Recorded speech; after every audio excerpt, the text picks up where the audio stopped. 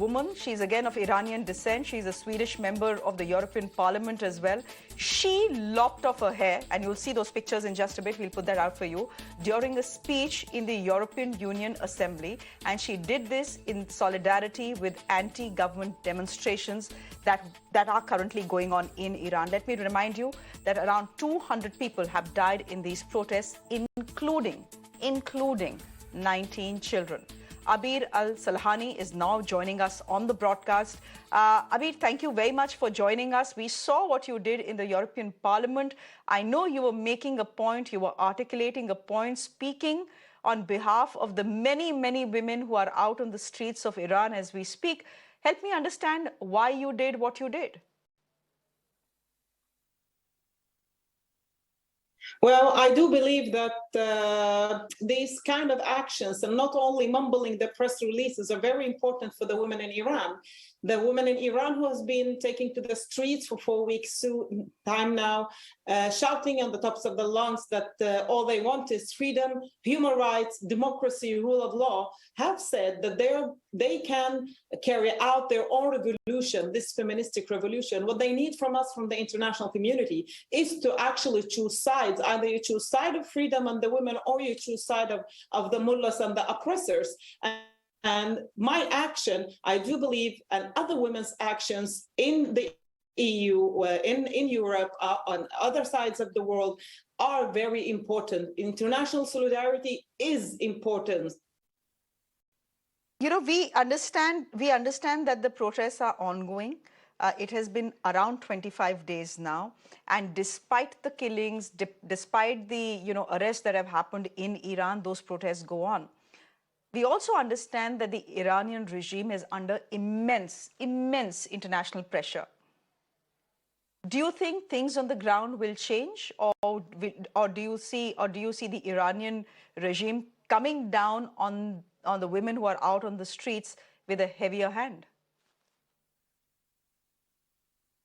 This is not about the hijab in itself. It is about the oppression where you make it mandatory, where you think that politics has a say about how a woman is to be dressed. Is it hijab, or is it a bikini or a sari? Politicians does not have anything to say with that. And this is the quest of the Iranian woman, is a quest for freedom, not anti-hijab. So in there, I do differ with you, but I do believe that this revolution, this feministic revolution for freedom, will go down to history as the revolution in Iran that broke the backs of the mullahs, that broke the backs of the oppressors. This is the revolution that will lead to more freedom, more dignity, more human rights, more democracy. Women in Iran are articulating themselves the way they can. Do you think the world needs to get louder as far as the Iranian regime is concerned? Maybe sanctions, I don't know. What do you think?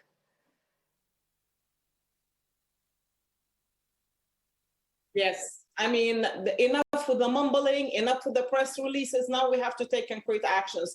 I do believe that every chief of government has to call upon the ambassador of Iran in their country and to tell them that this is not acceptable, and in worst case scenario also close the Iranian embassy in that country. That is the first thing that we can do, that we have on national level. Secondly, here in the European Union, we can also call for all foreign affairs ministers and have together a common European position. We can also start with confiscating and freezing the assets of the men who are in close contact or working for the morality police and the Iranian regime. We can further also look at the sanctions. We can also further look at the UN responsibility to protect mechanism. There are so many tools in our toolbox that we can use who are within the international law frame, but I don't know why these governments around the globe are hesitating, as if the Iranian women have not given enough sacrifice. You know, you've said that this is not just about the hijab anymore in Iran or across the world. I agree with you there, but the hijab is where it all started. It all started with the death of that young 22-year-old. You have called hijab a symbol of repression. That's what many women in Iran are saying. But there are Muslim women around the world, including in India, who embrace the hijab and consider it as part of their religious identity. How do you see the hijab? I mean, I am not wearing the hijab apparently, so I don't believe in it. But I do believe, as a liberal, as a woman coming from that region myself, that is utter importance. It is the most important thing that women decide for themselves what they want to wear. I'm, as a legislator or chief of the government or a police, I don't have a say about how women dress. It has to be a personal choice. It has to be protected by a constitution that every citizen in every country, they choose for themselves how to dress and what to believe in or what not to believe in.